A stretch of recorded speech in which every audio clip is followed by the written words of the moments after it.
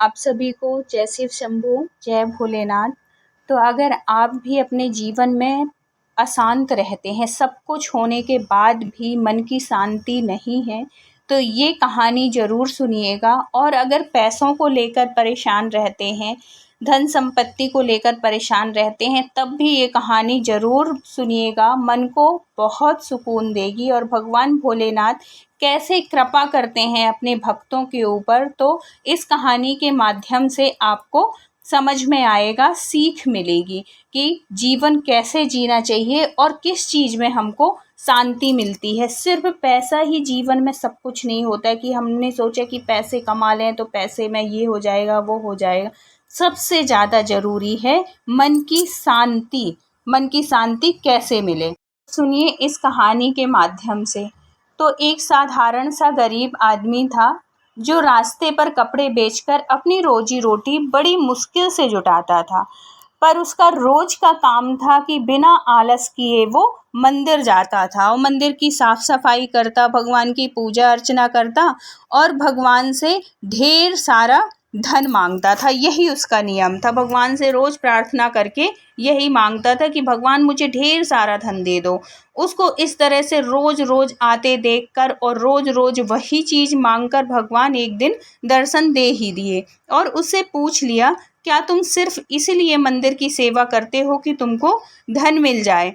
तो आदमी ने बड़ी सरलता से और ईमानदारी से जवाब दिया, हाँ भगवान, यही तो एक कारण है कि मैं यहाँ रोज आता हूँ। गरीबी की वजह से मैं अपनी इच्छा पूरी नहीं कर पाता और ना ही अपने घर वालों की। ना जाने मेरे जीवन में सुख के दिन कब आएंगे।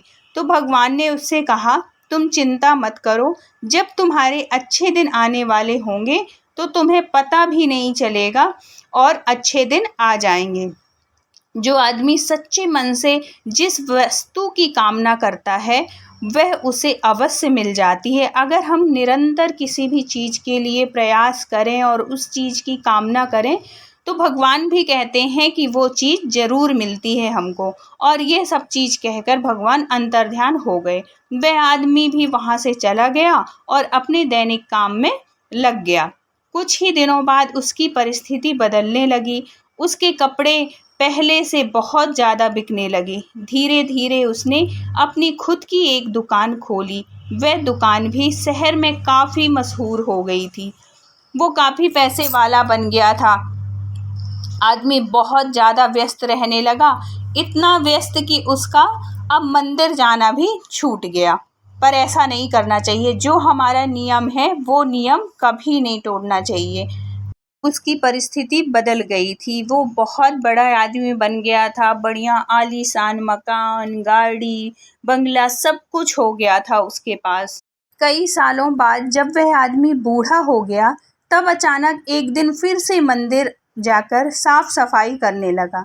भगवान ने फिर से उसके सामने प्रकट होकर उसको दर्शन दिए और पूछा, बड़े लंबे समय बाद आए हो, सुना है बहुत बड़े सेठ बन गए हो। क्या अब भी जीवन में कोई कमी है जिसे पूरा करने के लिए फिर से मंदिर की सेवा करने लगे? तो आदमी भगवान की तरफ देखता ही रह गया। उसकी आंखों में आंसू थे। वह बोला, भगवान, आपने मुझे सब कुछ दिया, किसी चीज़ की कोई कमी नहीं है।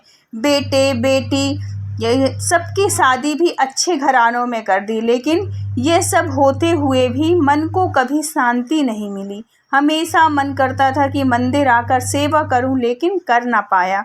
भगवान ने उससे कहा, मैंने वह सब दिया जो तुमने मांगा था। रही बात मन की शांति की, तो वह तुमने कभी मांगी ही नहीं। तुम्हें एक राज की बात बताता हूँ, मन की शांति कभी मांगने से भी नहीं मिलती। जब निस्वार्थ भाव से कोई मेरी शरण में आता है, मेरी सेवा करता है, तो उसे बिना मांगे ही शांति मिल जाती है। आदमी भगवान की तरफ देखता रह गया और उसकी आंखों में आंसू की धारा बहने लगी। वह बोला, भगवान, मैं मूर्ख था जो मैंने आपकी सेवा के बदले आपसे धन मांगा। अब मुझे कुछ नहीं चाहिए, बस मुझे आपकी सेवा करना है और मुझे अपनी आपकी सेवा करनी है, अपनी सेवा करने दीजिए। दोस्तों, जीवन में आप कितने ही पैसे कमा लीजिए, कितने ही शोहरत हासिल कर लीजिए, कितनी ही लग्ज़री लाइफ जी लीजिए, ये सब कुछ भी मायने नहीं रखेगा। अगर आपके मन को शांति नहीं मिलती हो तो ये सब बेकार है। मन की शांति सबसे ज़्यादा अनमोल है।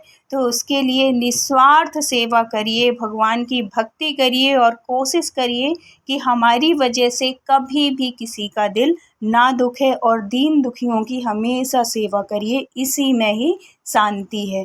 तो वीडियो अच्छा लगा हो तो please like share and subscribe करिएगा। मिलते हैं किसी नेक्स्ट वीडियो में। जब तक अपना ख्याल रखिए, अपनों का ख्याल रखिए। Thank you so much. जय भोलेनाथ।